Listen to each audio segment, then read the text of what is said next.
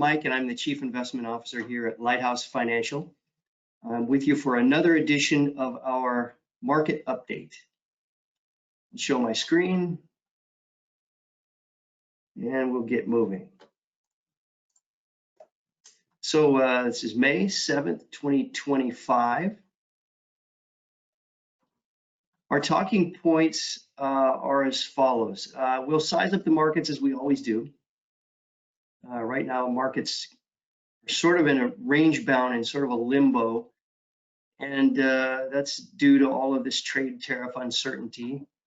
So we're feeding on every headline, no matter how silly, and that creates a lot of volatility. We all know that we're in a correction, but I'll talk about the mystery of the disappearing correction. We've been in rally mode here for about 2 weeks now, and it's not entirely clear why.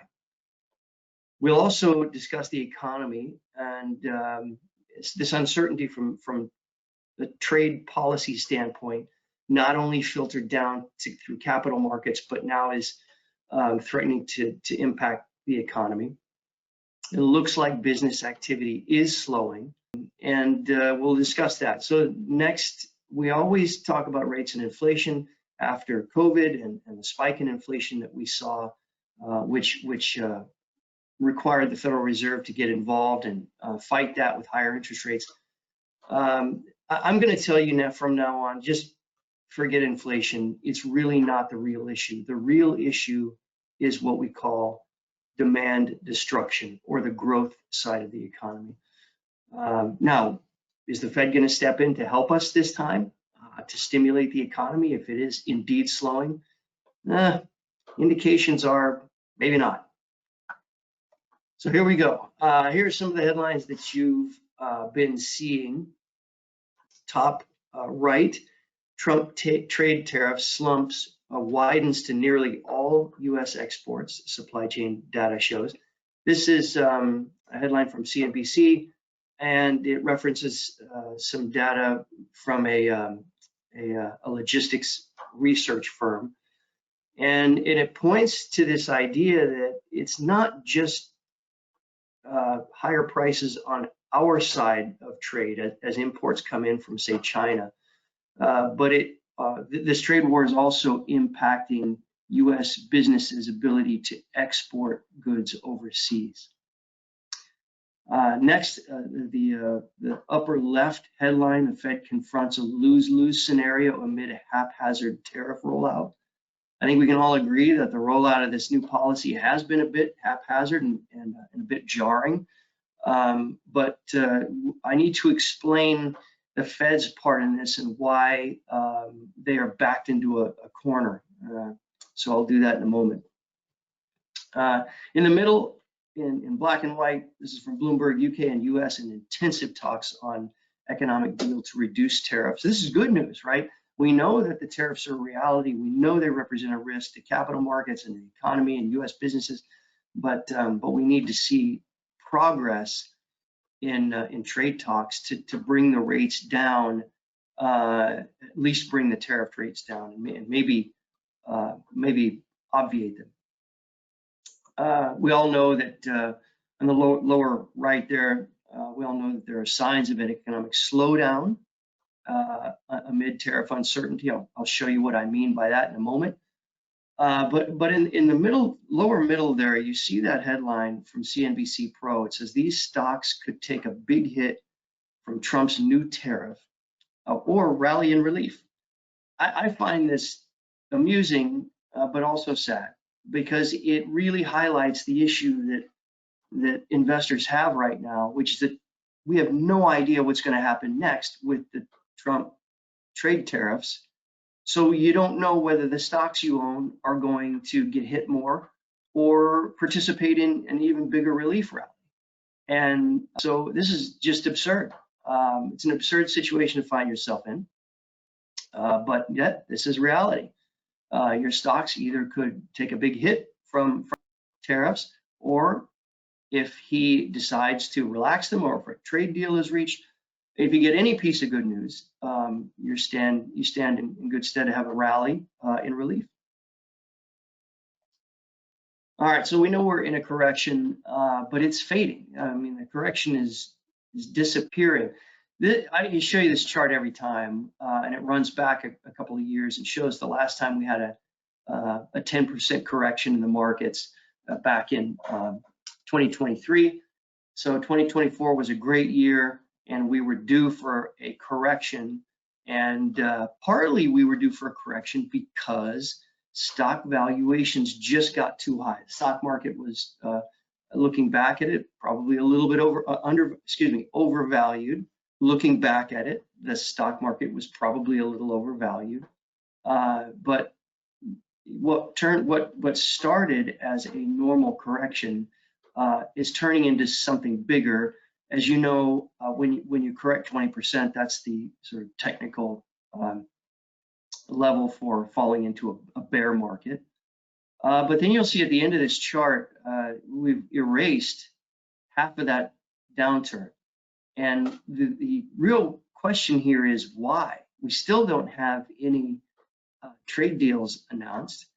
The tariffs, which are the proximate cause of this, what would have been a normal correction getting much worse, have not been resolved. So, you know, what's happening here? Well, it's possible that either the stock market is sniffing out some kind of trade deal announcement, or it's just sort of traders hoping for the best. My guess is it's the former, but I'm not sure.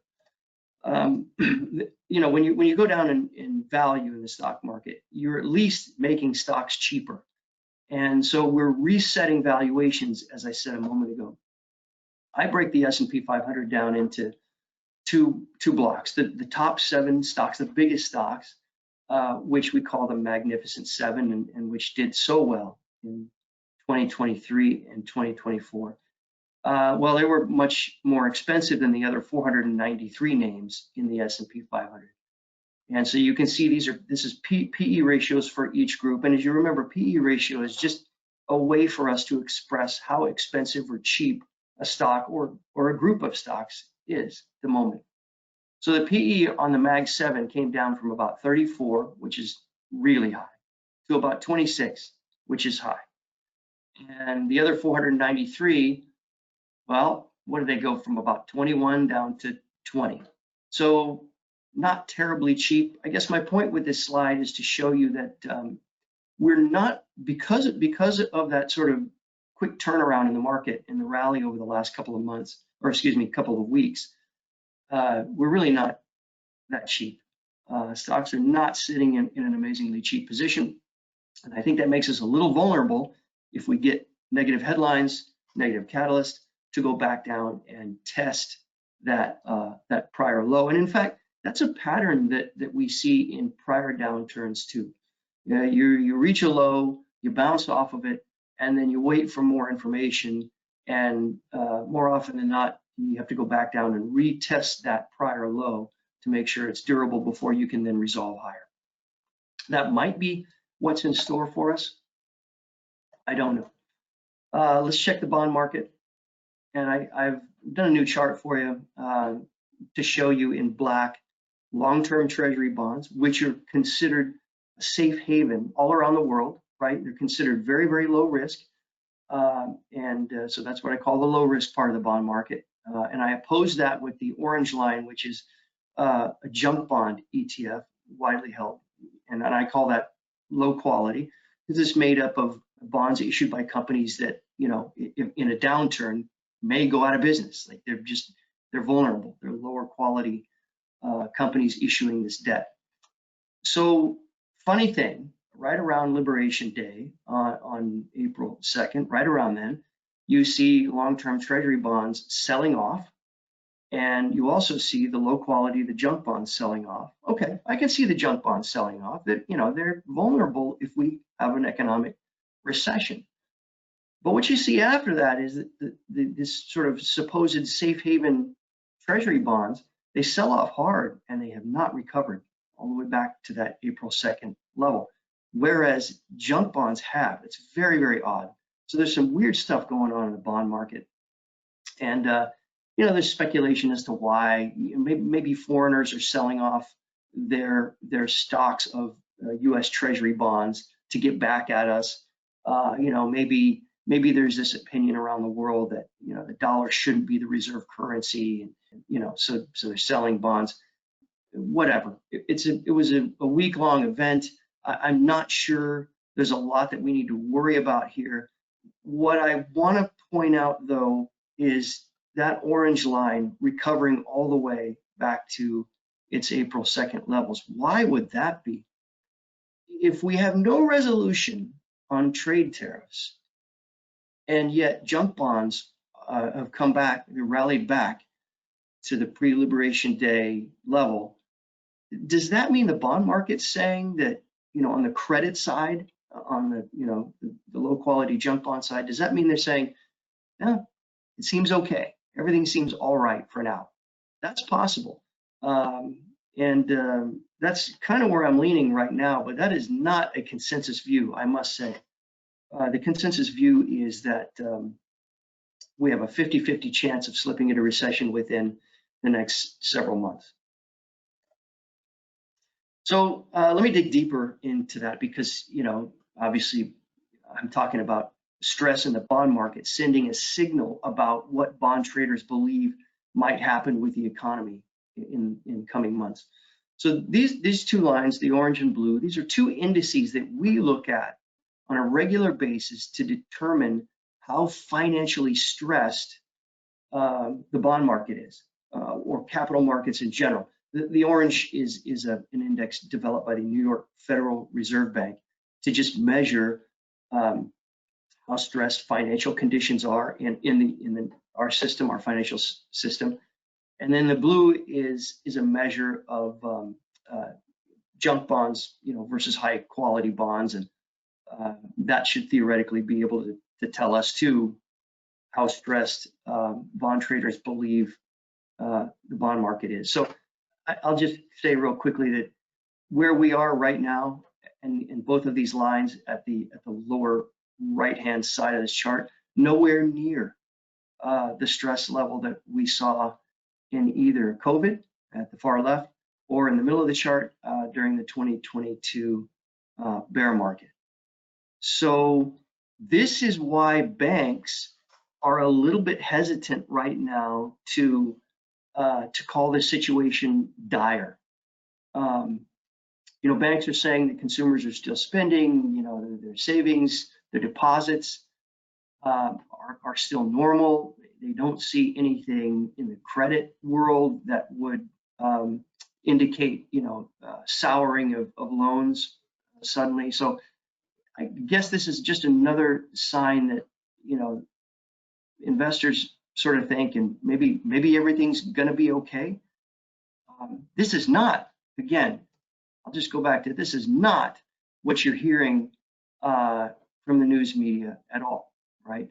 There's a lot of jumping to conclusions in the news media. I'm not saying there's no risk. There is risk. But what I'm saying is that a lot of the interviews that I'm watching, a lot of the articles I'm reading are jumping to conclusions without explaining the assumptions that they're making. In other words, these assumptions are not necessarily based on data yet. Okay, that said, there are some yellow flashing warning signals here. And I'll say that it is pretty clear over the last several months that business activity has slowed.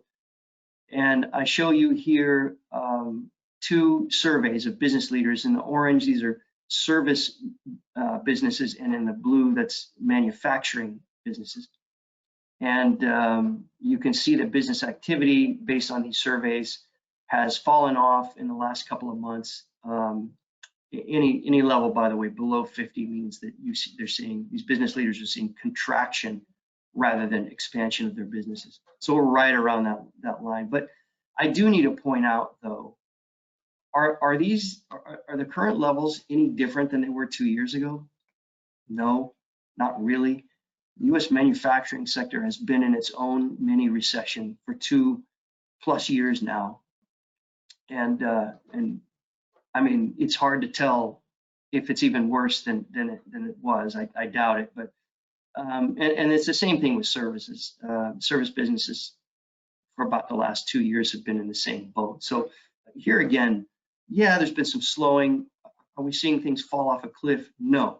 Now, Chicken Little is out there telling you that it's going to be tomorrow. I swear it's tomorrow, or next week, or it's next month. We're going to sail over the cliff and die in a fiery dollar explosion. But I just don't see it yet.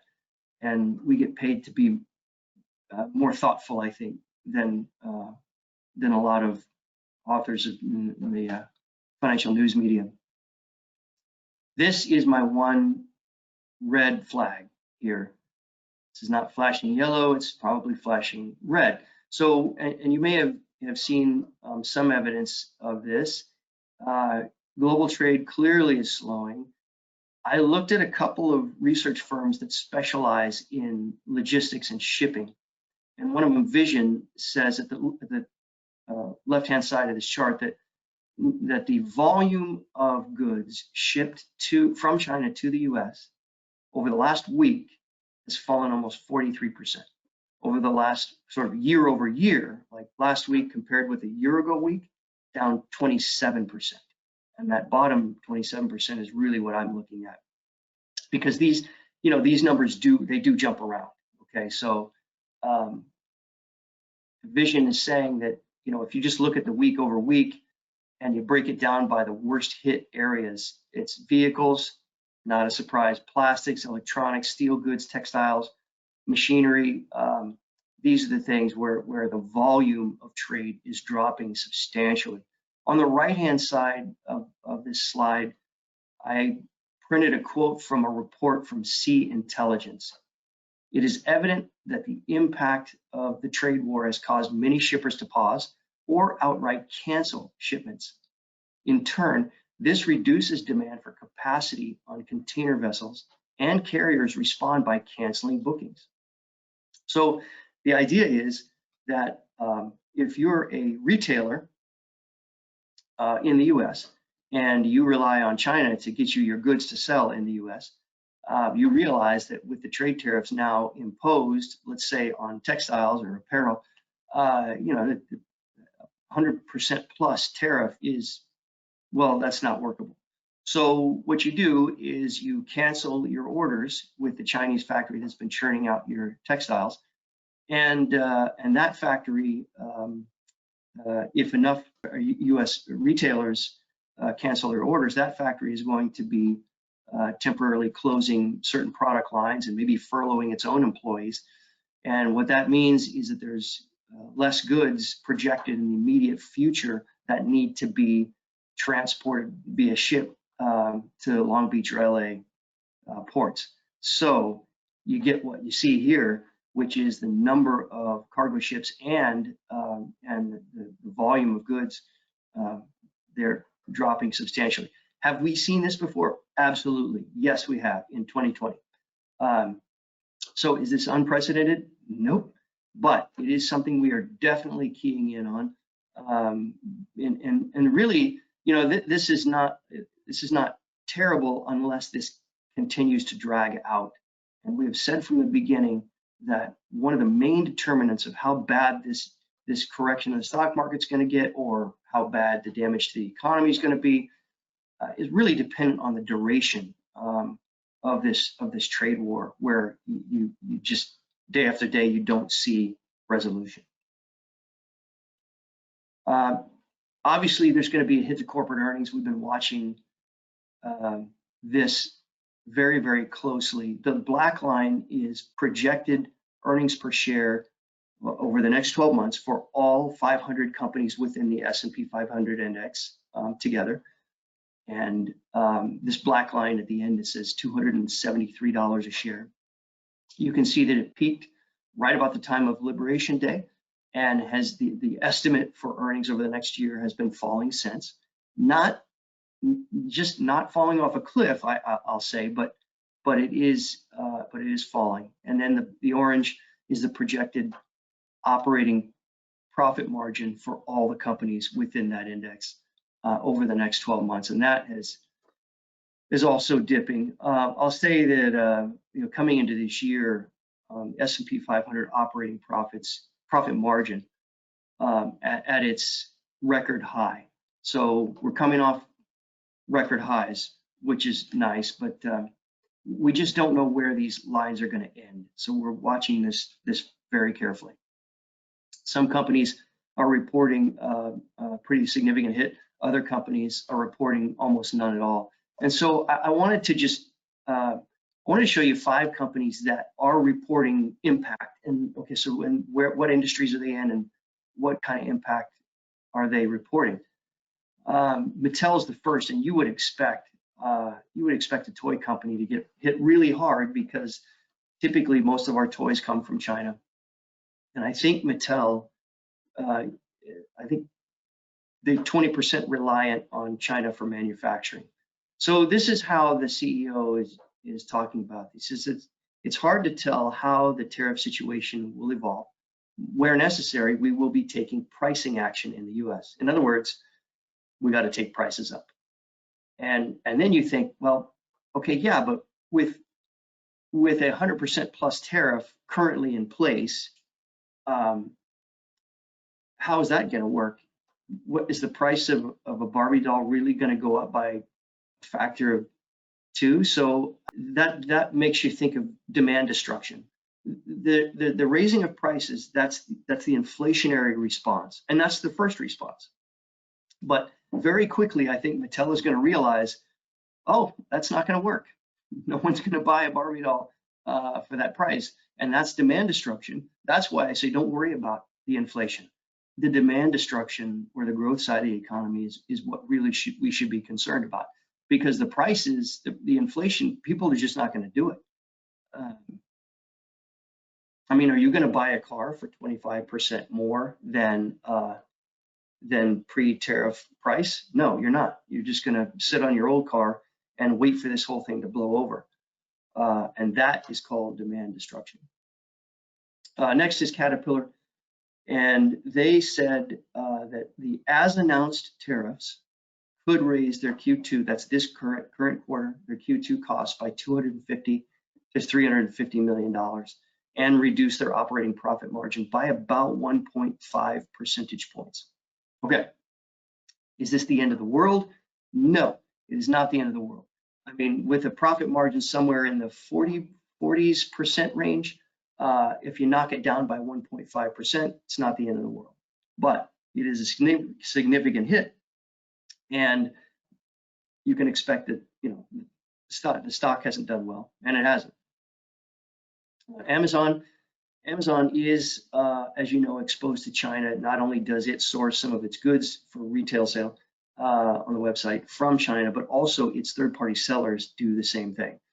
And you have to wonder then, well, if the third-party sellers aren't doing all that well, are they going to continue to pay Amazon for advertising? So it could bleed into the advertising business.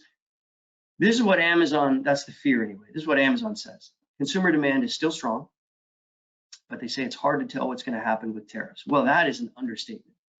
That really is an understatement.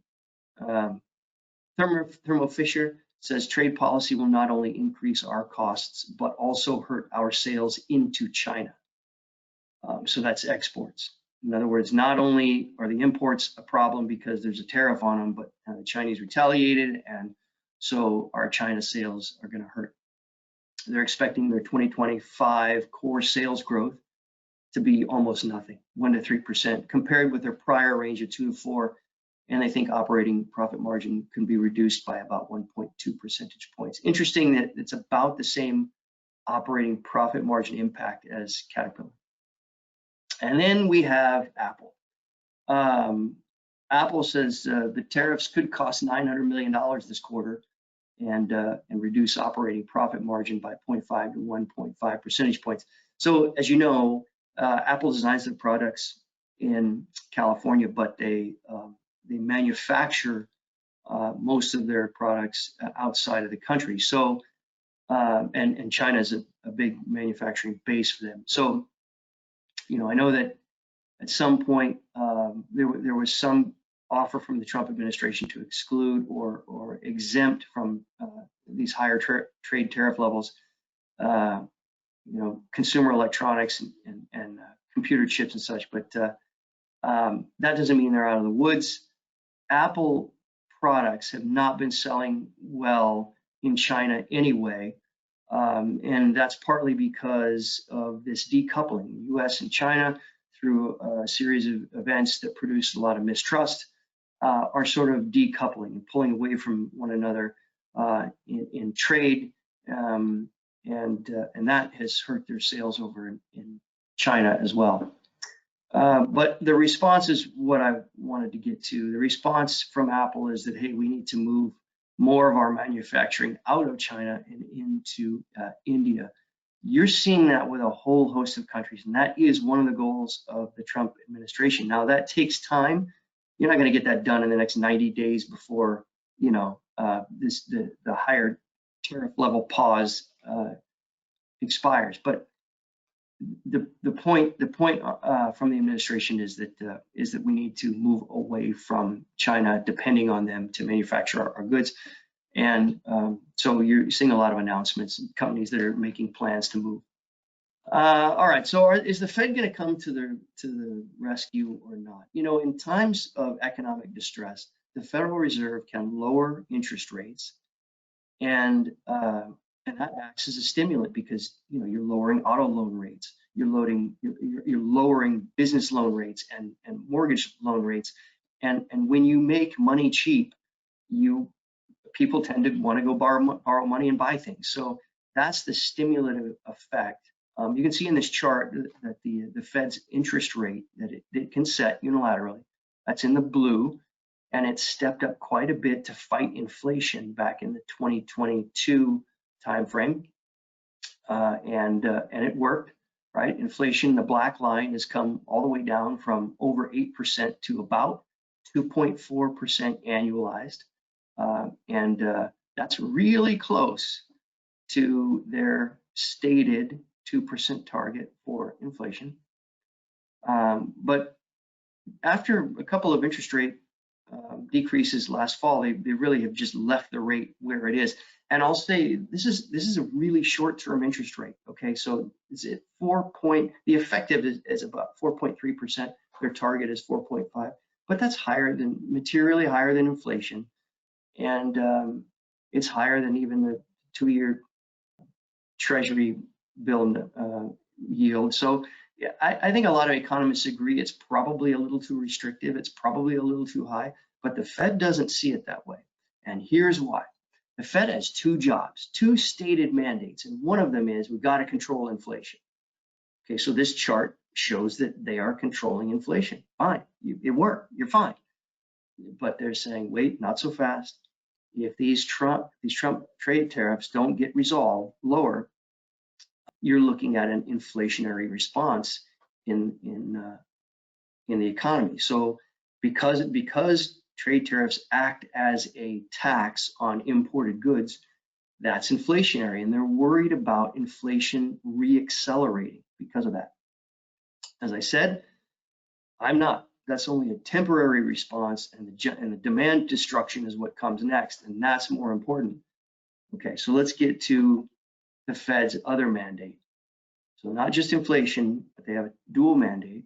And the second mandate is to keep the economy generally at full employment.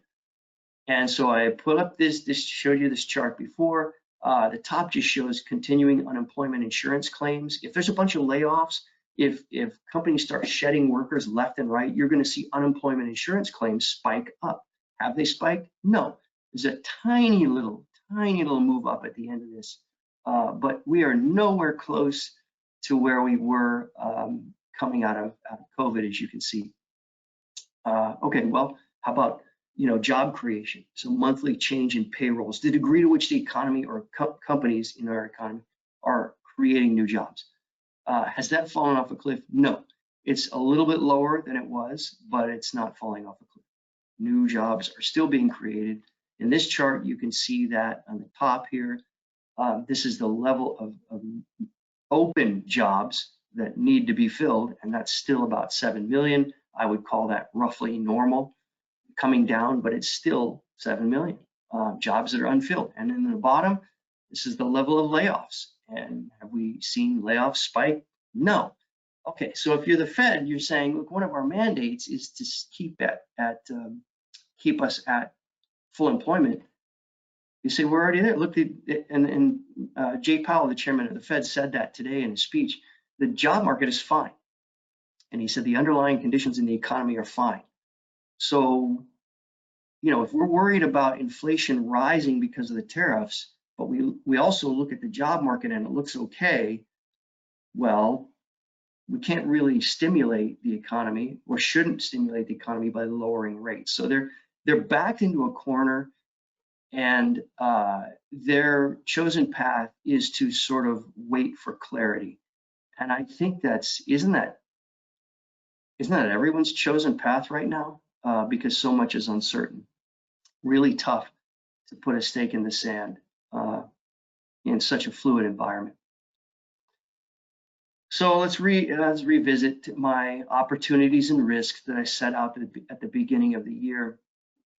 At the beginning of the year, I thought, look, this rally could continue. The economy may continue to surprise to the upside. Well, today I just highlighted that and put a big question mark by it, because it doesn't seem like that's going to happen. AI investments may pay off. And believe it or not, Q1 earnings announcements kind of reiterated that seems to be the case. Companies are still, despite the uncertainty out there, they're still investing in AI. As you know, I put a question mark by the next bullet point. Earnings should accelerate. I mean, maybe. I'm hoping that corporate earnings can grow low to mid single digits this year. Clearly not going to be the 13% blockbuster growth that Wall Street was expecting at the beginning of 2025. The next bullet point says Fed is a proven sure hand. I really wish they would reconsider, but lowering rates, I think it would help, but I understand why they feel like they need to wait for clarity. So I'm not going to ding them yet. And finally, deregulation could spark business activity. So I've heard it explained this way. The Trump administration got elected on a couple of carrots and a stick. The stick was, we're going to hit our trade partners with trade tariffs to kind of even out the fairness in our trade relationships. The two carrots were deregulation and tax cuts. And so we haven't heard a whole lot about the carrots. We've heard a lot about the stick. So we may get more about deregulation later in the year. But that deregulation, generally speaking, improves corporate profit margins. On the risk side, I'm worried about this valuation reset for stocks. I just don't, because of the resurgence in the stock market, I don't think we're at a point where stocks are cheap. And so just from that standpoint, we may need more of a valuation reset. AI may not live up to the hype. That may be true, but that's not investors' prime concern right now. And as I said, it does look like the hyperscalers are still spending a lot of money on AI because they do see value. Growth scare due to high rates or a trade war, that's exactly where we are right now. It just happens to we're not worried about high rates so much as we are trade war. And then earnings may be hampered by the strong dollar. Dollar's getting weaker, actually, so that tends to help our multinational corporations, but that's sort of a non-factor at the moment. So that's how I reassess as we go our opportunities and risks. My base case still is that volatility is going to be with us for a while. This thing is not over. And I'm going to avoid reacting to political pronouncements that can be easily reversed. I mean, the Trump administration's been saying that, we're going to get trade deals. They're going to be great. We're going to get these trade deals. And then yesterday, the president said, I want you guys to stop focusing on trying to get trade deals. They shouldn't, we don't even need trade deals. I'll just tell them what they need to pay to shop in the US. So it's these kinds of political pronouncements that we need to ignore. I think the economy probably slows to between 1.5% and 2%, maybe toward the low end of that range. At this moment, I'm leaning toward we avoid recession. but we just don't know yet. And finally, I do expect positive corporate earnings growth. And as I said, it's probably low to mid single digits in growth this year. That's unfortunately all we know right now. So we'll just be following all the events and the data as it comes out, and we'll let you know as we reassess. I want to thank you very much for watching this market update webinar, and we will be back with another episode in about a month or 6 weeks. Thank you very much. Bye-bye.